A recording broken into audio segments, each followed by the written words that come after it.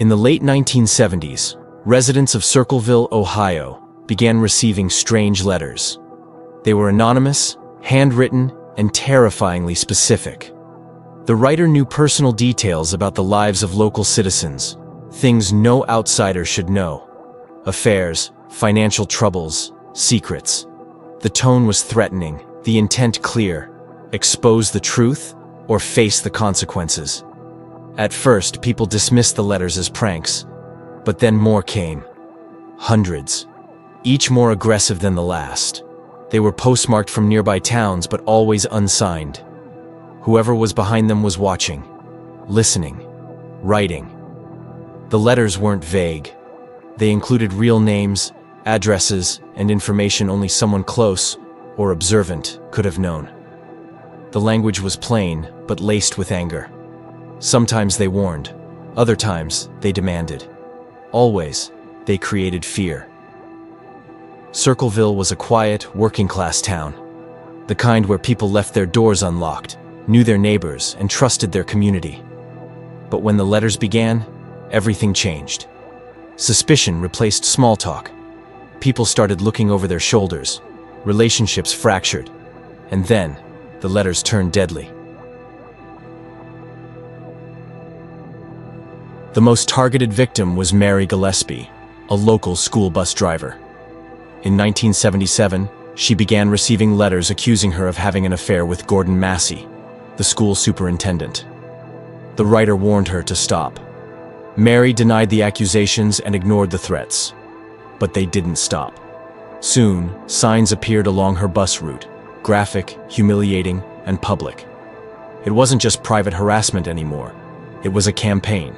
Her husband, Ron Gillespie, started receiving letters too. One of them told him that if he didn't confront the superintendent, his life would be in danger. On August 19, 1977, Ron received a phone call that seemed to upset him. He picked up his gun and left the house in his truck. A short time later, he was dead. His vehicle had crashed into a tree. The gun had been fired once, but the bullet was never found. The sheriff ruled it an accident, possibly due to intoxication. But Ron's family didn't believe it. The timing, the call, the fired gun. It didn't add up. Despite Ron's death, the letters continued. Mary kept working, but her reputation suffered. Friends distanced themselves. The writer seemed to have endless knowledge. Every time Mary tried to move on, a new letter arrived. In February 1983, she was driving her bus when she spotted a sign along the road. Another vulgar message. She stopped the vehicle, got out, and went to remove it. But something about the setup looked off. Behind the sign was a small box, wired to a string. Inside was a pistol, rigged to fire if the sign was pulled. It was a booby trap. Police examined the device. It was crude, but dangerous. The serial number on the gun had been filed off, but forensic experts managed to recover it. The weapon was traced back to Paul Freshour, Mary's former brother-in-law. Paul had always been outspoken about the case. He believed the writer was someone close to Mary, and he wasn't shy about saying so. He had also recently separated from Mary's sister. Investigators zeroed in on him. Paul denied any involvement. He said the gun had gone missing from his garage. He even passed a polygraph test. But when police searched his home, they found writing samples that, to some experts, matched the letters. Despite no physical evidence linking him to the booby trap, prosecutors felt they had enough. In 1984, Paul Freshour was convicted of attempted murder and sentenced to 7 to 25 years in prison. The jury wasn't told about the letters. The trial focused solely on the booby trap, but in the court of public opinion, Paul became the Circleville writer. What happened next only deepened the mystery. Paul was sent to prison. He was placed under tight supervision with limited access to writing materials. Despite this, the letters continued. They bore the same handwriting, the same postmarks, the same threats. Some were sent to law enforcement, others to TV stations. A few were sent directly to Paul himself. One letter read, "Now when are you going to believe you aren't going to get out of there?" Prison officials claimed Paul had no opportunity to send the letters. He was watched, restricted.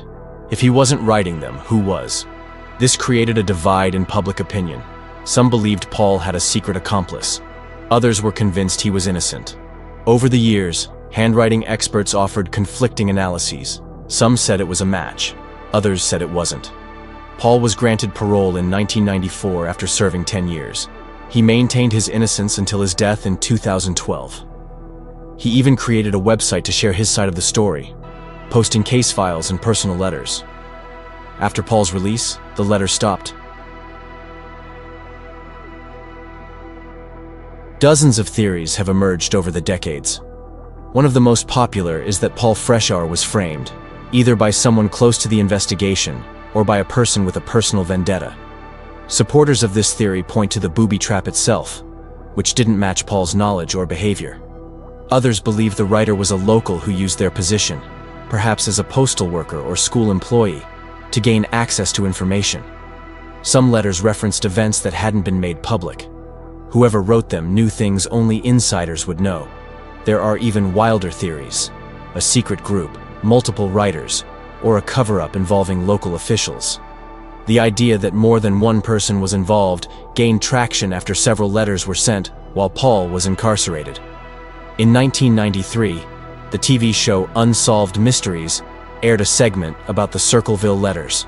Afterward, new tips came in. Some were credible, most weren't, but the exposure kept the story alive. Even then, the writer taunted the show's producers with another letter: "Forget Circleville, Ohio. If you come to Ohio, you El Sickos will pay." Some have suggested revisiting the case with modern technology. Today's forensic tools, advanced DNA testing, linguistic software, and data mining could reveal something new. But no official reinvestigation has been launched. The Circleville letters remain one of the most chilling, unsolved cases in American history. It's a story about fear, control, and the power of anonymous words. It's about a town that lost its trust, a family torn apart, and a man who may have spent a decade in prison for a crime he didn't commit. Despite the decades that have passed, the story still haunts Circleville. New residents hear whispers. Old ones remember exactly how it felt to check the mail and wonder if today would be their turn. The case is now a staple in true crime forums, podcasts, and documentaries. People still ask the same question: how could this happen in a town so small, to people so ordinary? There was no signature, no identity, no confession, only fear. The Circleville writer weaponized the most ordinary form of communication, the letter, and turned it into something deadly. It was a slow psychological war, one envelope at a time. Today, some of the original letters are still locked away in evidence. Some have been lost. Others may be hidden in boxes in attics, passed down or forgotten. But the questions remain. Who wrote the Circleville letters? And why did they stop?